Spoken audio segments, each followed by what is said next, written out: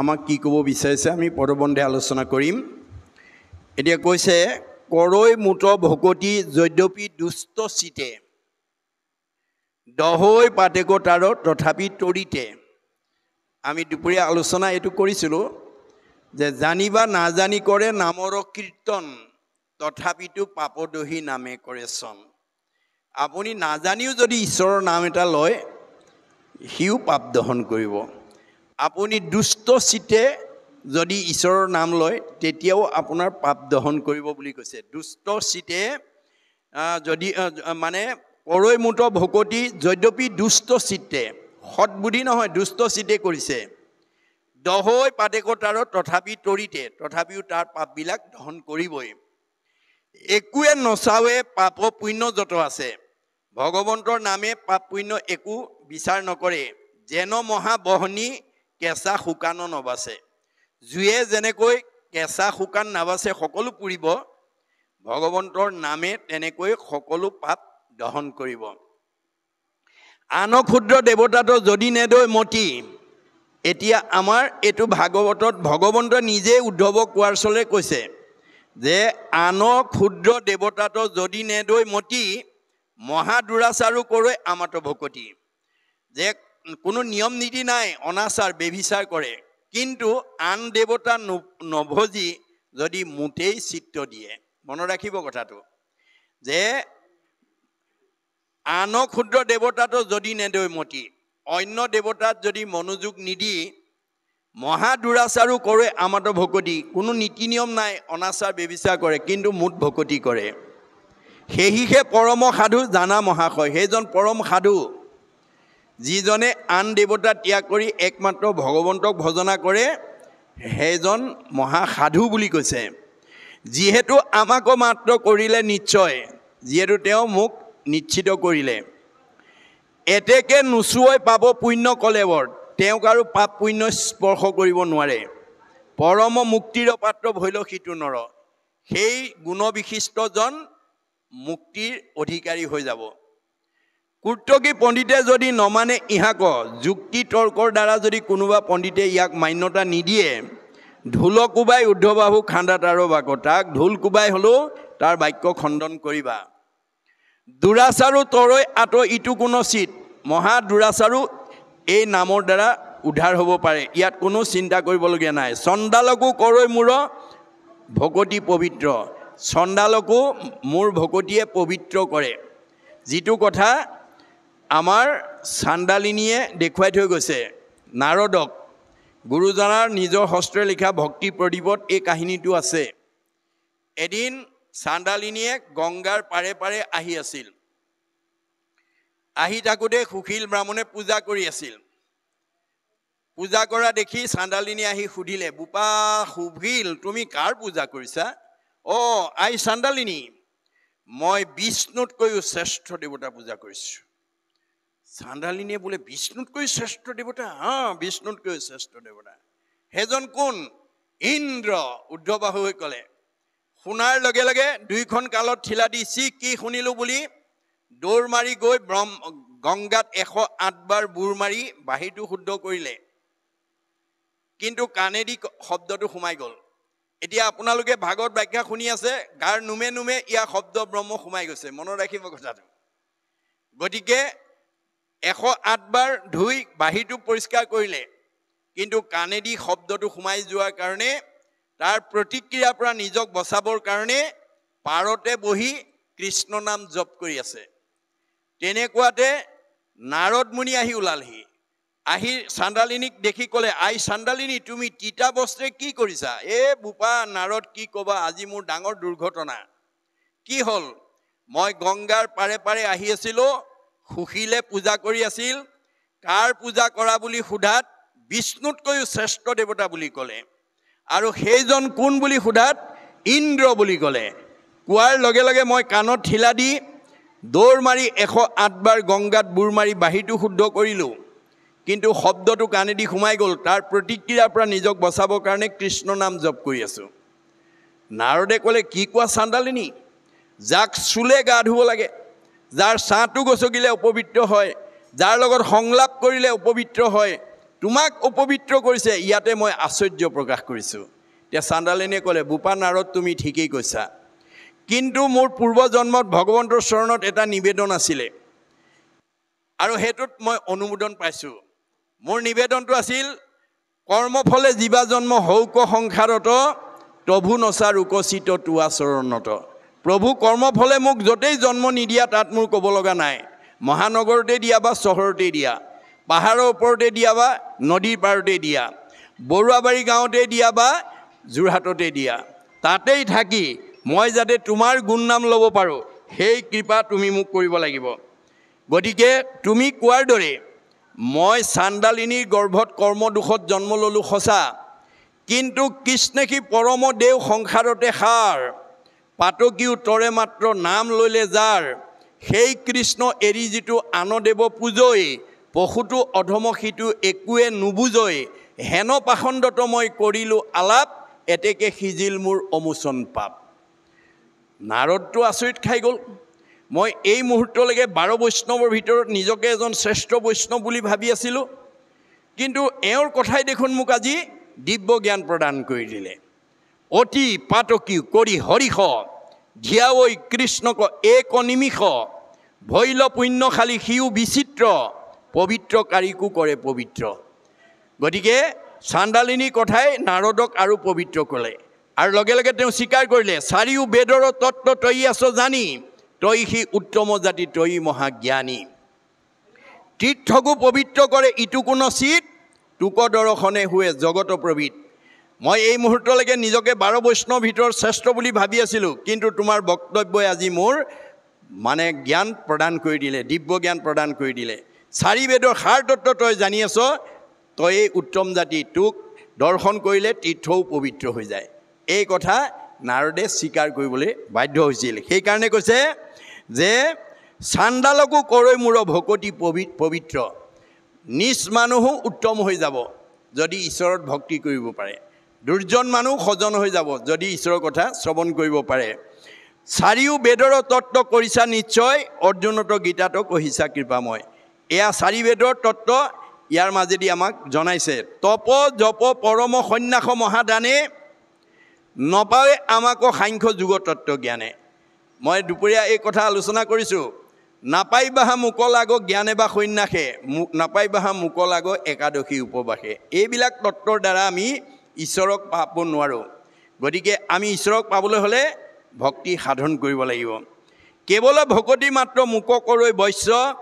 কহিলোঁ উদ্ধৱ ইটো তোমাতৰ ৰহস্য মই এই ৰহস্য কথা ক'লোঁ মুঠ মাত্ৰ ভকতিয়েহে বৈশ্য কৰিব পাৰিব মই ভকতৰ ওচৰত মই বান খাই থাকোঁ যদ্যপি অজিত তুমি তিনিও জগতে তথাপি তোমাকো নিনে সেহি সে ভকতে গতিকে ভগৱন্ত যদিও তিনি তলৈকত অজেয় ভকতে তেওঁক বন্দী কৰিব পাৰে বান্ধি থ'ব পাৰে যশোদাই বান্ধি ৰাখিছে কুন্তীয়ে উভতাই আনিছে এয়া ভকতিৰ শক্তি এয়া ভকতিৰ প্ৰভাৱ এয়া ভকতিৰ মহিমা গতিকে জগতৰ ধৰ্ম কৰ্ম কৰোঁক সকলে মোক আত্মা বুলি যিটো জানে যুগ বলে গতিকে যিসকলে যুগ বলে মোক আত্মা বুলি জানিব তথাপি পবিত্ৰতাৰ নোহিতনো চিত্ত নেৰাই মৃত্যু ভয় জ্ঞানী কৰ্মী কদাচিত কিন্তু জ্ঞানী কৰ্মীবিলাকে মৃত্যুৰ ভয়ৰ পৰা মুক্ত হ'ব নোৱাৰে শুনা ৰাজা যিটো মহামোহে অন্ধ প্ৰায় পুত্ৰ দ্বাৰা দেহতেহে আকুল সদায় কদাচিতো তাসম্বাৰ নুগুচয় ভয় কৃষ্ণ পদাম বুজে যেবে সেৱা নকৰয় আমি যেতিয়ালৈকে পুত্ৰ ধন ভাৰ্যা দেহ গেহত আত্মনিয়োগ কৰি থাকিম আমি মৃত্যুৰ ভয়ৰ পৰা নিজক মুক্ত কৰিব নোৱাৰিম গতিকে কৃষ্ণ পদাম বুজে গুচে সেই ভয় মৃত্যুৰ ভয়টো কৃষ্ণ পদৰ সেৱা কৰিলেহে আমাৰ গুচিব কৃষ্ণ পদ সেৱাতেহে গুচে ভৱ দুখ আকেহে বুলিও ৰাজা আত্যন্তিক সুখ আপুনি সুখীৰো সুখী পৰম সুখী ধনীৰো ধনী পৰম ধনী আনন্দৰো আনন্দ ব্ৰহ্মানন্দ ধনীৰো ধনী পৰম ধনী সকলো ফালে আগবাঢ়ি যাব যদি ঈশ্বৰত ভক্তি কৰিব পাৰে এই তথ্য আমাক দিছে প্ৰেম ভগতিৰ চিহ্ন কোনিও উদ্ধৱে হৰি হৰি বুলন্তে লুটক জাৰ শ্ৰৱে বেভিচাৰী দুষ্টাজত গোপৰ যুৱতী তথাপি কৃষ্ণক পাইলে সপ্ৰেম ভকতি ব্ৰজৰ গোপীসকলক সমাজে বেভিচাৰী বুলি নিন্দা কৰিছিলে কিন্তু সপ্ৰেম ভক্তিৰ দ্বাৰা তেওঁলোকে মুক্তি লাভ কৰিবলৈ সক্ষম হ'ল। আজি আপোনালোকে আইসকলে কাণত গামোচাখন লৈ নামঘৰলৈ আহিছে, হয়তো কোনোৱে কৈছে পমিলালৈ চোৱা, কল্পনালৈ চোৱা, কাণত গামোচা লৈ নামঘৰত মানে বৰুৱাবাৰী নামঘৰত ভাগৱত শুনিবলৈ ৰাতিখনো টিকলৌকৈ গৈছে, যেনিবা বৈকুণ্ঠলৈহে যাব। এনেকৈ বুলি আপোনালোকক অহা দেখি কোনোবাই সমালোচনা কৰিব পাৰে, কিন্তু মহাপুৰুষে সেই সমালোচনাৰ ওপৰত কি বুলি কৈছে যে হেন জানি মনস্থিৰ কৰা নাৰী নৰ, নিন্দিলেও ভকতি নেৰিবা মাধৱৰ। কোনোবাই আপোনাক নিন্দা কৰিলে বুলি আপুনি ভক্তিৰ পথৰ পৰা বিচলিত নহ'ব। এই কথা আমি দৃঢ় মনে ল'ব লাগিব। মূৰ কথা শুনন্তে শৰীৰৰ ৰোমাঞ্চিত, জানাত আৰু পৰম পবিত্ৰ ভৈলচিত। যে ভগৱন্তৰ নাম লওঁতে যাৰ মাত গদগদ হৈ যায়, শৰীৰ ৰোমাঞ্চ হৈ যায়, আনন্দৰ ৰসলো কেতিয়াবা শোকৰ ৰসলো বৈ যায়, সেইজন জীৱন্ত মুক্ত হৈ গ'ল। আমি কেতিয়াবা কোনো গৃহস্থী ঘৰত নাম পাঠৰ অন্তত যেতিয়া ভকতৰ সেৱা কৰিবলৈ কোৱা হয়, প্ৰাৰ্থনা কৰোঁতে কিছুমান ভকতৰ গৃহত আধা কৰাৰ পিছত আধা আৰু কৰিব নোৱাৰে, চকু পানী ওলাই যায়। হৰি হৰি উচ্চাৰণতে যাৰ নয়নৰ হন্তে, ঝৰৈ নিৰ শৰীৰ পুলক, ভৈলা সংসাৰৰ পাৰ, মৰিবে নলাগে তাৰ, অজীৱন্ততে পাইলে কৃষ্ণ। আমাৰ ভাগৱতৰ দৰ্শন মতে ভগৱন্তৰ গুণনাম গাওঁতে কওঁতে শুনোতে যদি কাৰোবাৰ চকু পানী ওলাই গৈছে, মাত গদগদ হৈছে, শৰীৰ ৰোমাঞ্চ হৈছে, সেইজন জীৱন্ততেই কৃষ্ণক পোৱাৰ অধিকাৰী হৈছে। মনত ৰাখিব কথাটো। গতিকে ভগৱন্তৰ ভক্তিৰ মহিমা ইমান অপাৰ, এই কথা আমি উপলব্ধি কৰিব লাগিব। প্ৰেমে দবৈ চিত্ৰ আতি গদগদ বাণী, কতো হাঁসৈ কতো কান্দৈ মোক প্ৰিয় মানি। যেতিয়া বিষ্ণুক গ্ৰাহে ধৰিব, কেতিয়াবা আমি আনন্দত হাঁহিম, কেতিয়াবা কন্দাৰ, এনেকুৱা এটা পৰিৱেশলৈকে আমি আগবাঢ়ি যাম। লাজ এৰি গাৱৈ গুণ, নাচে আনন্দতে, জগত পবিত্ৰ কৰে সেহিহে ভকতে। গতিকে আমি ভগৱন্তৰ গুণনাম মুক্ত মনে হাত চাপৰি কৰি গাব লাগে। মূৰ গুণ গায়া যিটো কৰৈ গীত নৃত্য, নাহি তাৰ ভয়সিটো ভৈল কীৰ্ত। বাৱৈ হাত তালি যিটো কৰিয়া কীৰ্তন, মূৰ প্ৰেম ভাৱত যাৰ আকুল ভৈল মন, মাটিত লুটাৰি পৰৈ যিটো মহাশয়, সত্যে সত্যে সখীময় তাহাঁতে গৈলো বিক্ৰয়। এয়া উদ্ধৱক ভগৱন্তই কৈ থৈ গৈছে। গতিকে বিশ্ববিখ্যাত নাট্যকাৰ শেক্সপিয়াৰে কৈছে, mind can be purified by the music, body can be purified by the exercise, both body and mind can be purified by the dance. যি মানুহে লোকগীত, বৰগীত, কীৰ্তন, ঘোষা গাব, তেওঁৰ মনটো সংশোধন হৈ থাকিব। Mind can be purified by the music. গীত নৃত্যবিলাকে আমাৰ মনবিলাক পবিত্ৰ কৰে। Body can be purified by the exercise. যি হাত চাপৰি মাৰি ঈশ্বৰৰ নাম ল'ব, তাৰ শৰীৰটো সংশোধন হৈ যাব। Both body and mind can be purified by the dance. ভগৱন্তৰ নাম লওঁতে, দিহানাম গাওঁতে যি উঠি নাচিব, তাৰ মানে দেহ মন সকলো পবিত্ৰ হৈ যাব। এয়া মহাপুৰুষৰ অৱদান। আমাৰ এই নামঘৰত আপোনালোকে উঠি অহা প্ৰজন্মক মহাপুৰুষ দুজনৰ 12খন মানে গুৰুজনাৰ নাটক আপোনালোকে পৰিৱেশন কৰিবৰ কাৰণে শিক্ষা দিব। যিসকল শিল্পীয়ে নামঘৰত নিৰ্গুণ কৃষ্ণৰ গুণলীলা গীত বাদ্য নৃত্য পৰিৱেশনৰ দ্বাৰা পৰিৱেশন কৰিব, তাৰ মূল্যাংকন বেদে কি বুলি দিছে? কেশৱ অগ্ৰে গীতং বাদ্যং নৃত্যং হৰি কথা শুনে। মানে গীতং বাদ্যং নৃত্যং যিসকলে কৰে, তাৰ পদে পদে অশ্বমেধ ফলং প্ৰাপ্তি নিত্যস্য। তাৰ প্ৰতিটো খোজৰ মূল্য হ'ব এটা এটা অশ্বমেধ যজ্ঞৰ সমান পুণ্য। আৰু যিসকল দৰ্শকে আহি সেই নিৰ্গুণ কৃষ্ণৰ গুণলীলা দৰ্শন কৰিব, শ্ৰৱণ কৰিব। গীতং বাদ্যং নৃত্যং হৰি কথা শুনে স্বপুণ্যাত্মা ত্ৰৈলোক্যৰ ওপৰে সংস্থিতা। সেইসকল পুণ্য আত্মাক ত্ৰৈলোক্যৰ ওপৰত অৰ্থাৎ বৈকুণ্ঠত স্থান দিব। গতিকে আপোনালোকে গুৰুজনাৰ অৱদান এই নামঘৰত এইবিলাক আমাৰ মহাপুৰুষৰ কৃষ্টি সংস্কৃতি গীত নৃত্যৰ যাতে পৰিৱেশন কৰি উঠি অহা প্ৰজন্মক যাতে আধ্যাত্মিক আৰু নৈতিক দিশেৰে আগুৱাই নিব পাৰে, তাৰ কাৰণে আপোনালোকে গুৰুত্ব দিব লাগিব। এই কথা কৈছে, লাজ এৰি গাৱৈ গুণ নাচে আনন্দতে, জগত পবিত্ৰ কৰে সেহিষে ভকতে। ঈশ্বৰৰ গুণ নাম ল'বলৈ আমি লাজ কৰিব নালাগিব, ইতস্তত কৰিব নালাগিব, অৱহেলা কৰিব নালাগিব। কিয়নো তিনিবাৰৰ নৰতনু দেন্ত ৰংগ কৰি তৰিব লোকতে মুখে হৰি নাম স্মৰি, তথাপিতো যিটো লোক নভৈল নিষ্ঠাৰ, আউৰ পুনৰপি দেহ নাহি জানা তাৰ। তিনিবাৰলৈকে আমাৰ ভগৱানে কৃপা কৰি মানুহৰ জন্ম দিয়ে, যেনে তেনে ঈশ্বৰৰ নামটো মুখত আহক।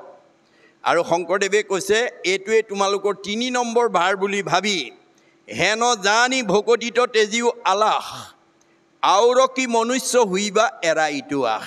আকৌ মানুহৰ জন্ম পাম বুলি আশা কৰি নাথাকিব, এইটোৱে শেষবাৰ বুলি ভাবি আমি নিজৰ লগতে পৰিয়াল উঠি অহা প্ৰজন্মক যাতে আমাৰ এনেধৰণৰ মহাপুৰুষৰ অৱদান নামঘৰলৈ আনি আমি যাতে ভগৱন্তৰ গুণলীলা গাব পৰা, ক'ব পৰা, শুনিব পৰা এটা পৰিৱেশ দিব পাৰোঁ, তাৰ কাৰণে আপোনালোকে গুৰুত্ব দিব লাগিব। আৰু এই ভকতিয়ে আমাৰ কি কৰিব? জগত পবিত্ৰ কৰিব, মন পবিত্ৰ কৰিব আৰু আত্মাই পৰমাত্মাৰ সান্নিধ্য লাভ কৰিব।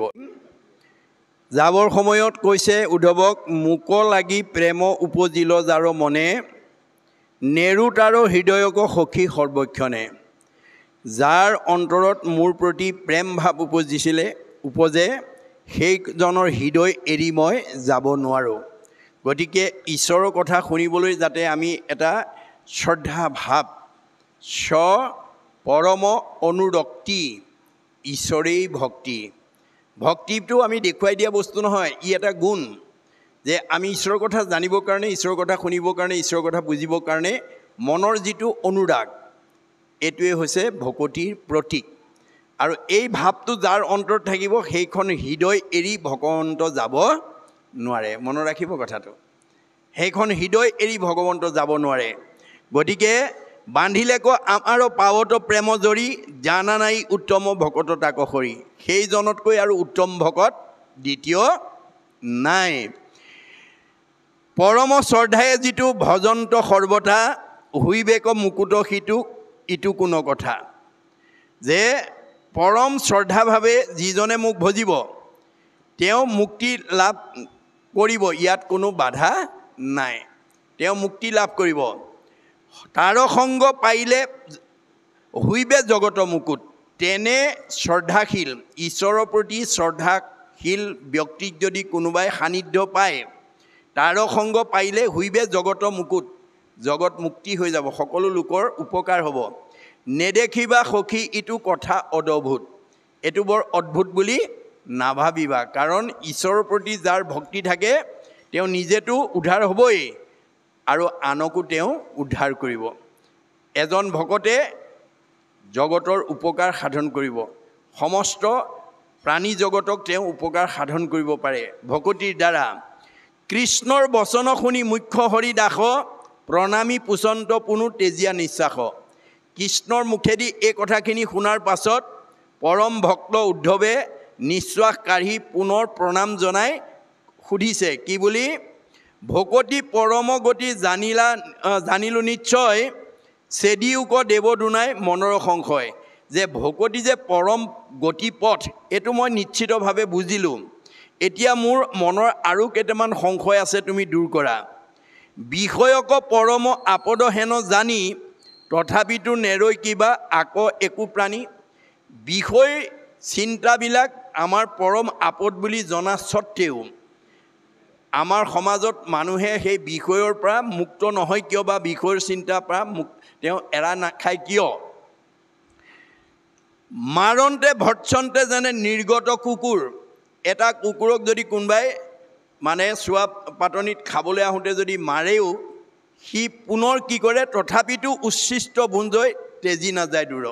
সি পুনৰ আকৌ আহি সেই মানে উচ্ছিষ্ট খাবৰ কাৰণে পুনৰ ঘূৰি আহে কাটিবাক আনন্তে নীলাজ যেন চাগ ছাগলীক যেতিয়া বলি দিবলৈ অনা হয় লাঠি পায়ো গৰ্দৰ ভিৰ নেৰৈ লাগ আৰু গৰ্দৰ মানে গাধই গৰ্দৰ ভিৰ মানে লাঠি পায়ো যেনেকৈ তাৰ সুখ নেৰে পুনৰ তাৰ সেই সুখ ল'বৰ কাৰণে আগবাঢ়ি আহে সেইমতে দুখময় জানি নিৰন্তৰে এইবিলাক যে আমাৰ দুখৰ কাৰণ বিষয় সুখবিলাক এই কথা জানিও তোমাকো নভজি কিবা আত্মঘাত কৰে তথাপিতো তোমাক নভজাকৈ জীৱই আত্মঘাত কৰা কাৰণটো কি এই বিষয়ে মোৰ সংশয়টো দূৰ কৰা তেতিয়া ভগৱন্তই এই প্ৰশ্ন শুনি উত্তৰ কি বুলি দিছে মাধৱে বুলন্ত সখী শুনা পৰিছেত শুনে পঢ়ে যেবে শাস্ত্ৰ হবে জানি চাৰি বেদ কৰিবে নোৱাৰে মুঠ তথাপি ভকতি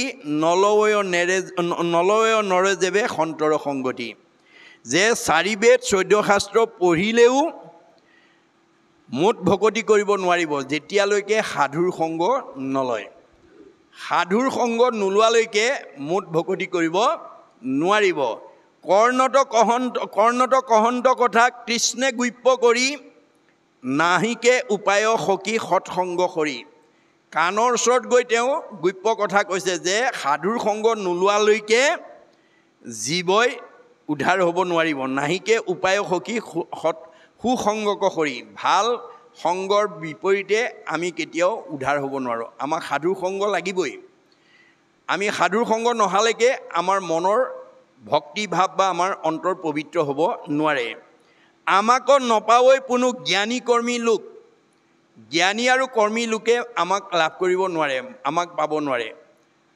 জ্ঞানে কৰ্মে তাৰিতে নপাৱে ভকতি নোপজে যাৱে জ্ঞান আৰু কৰ্মৰ দ্বাৰা আমাৰ জীৱ তৰিব নোৱাৰে সেইকাৰণে মহাপুৰুষৰ দৰ্শন মতে এই জ্ঞান কৰ্ম পথটো আমি ত্যাগ কৰি পেলাই ভক্তি পথ ল'ব লাগে ভক্তিহে আমাক উদ্ধাৰ কৰিব সাধুৰ সংগে অৱশ্যকে বশ্য কৰে মোক ভগৱানে কৈছে মোক সাধুৰ সংগই বশ্য কৰে মোক বান্ধি ৰাখিব পাৰে ভকতিৰ দ্বাৰা সাধুৱে নপাৱৈ মুহুক লাগ জাগ যোগ যজ্ঞ দানে স্পষ্ট কৈছে যে কোনোবাই এই যুগটো যাগ যজ্ঞ কৰিব পাৰিব কিন্তু মোক নাপায় বুলি কৈছে নপাৱৈ মুহুক লাগ যোগ যজ্ঞ দানে মহামন্ত্ৰ জাপকোটি শততীৰ্থ স্নানে শতকোটি তীৰ্থ কৰিলেও মোক লাভ কৰিব নোৱাৰে বুলি কৈছে নপাৱৈ আমাক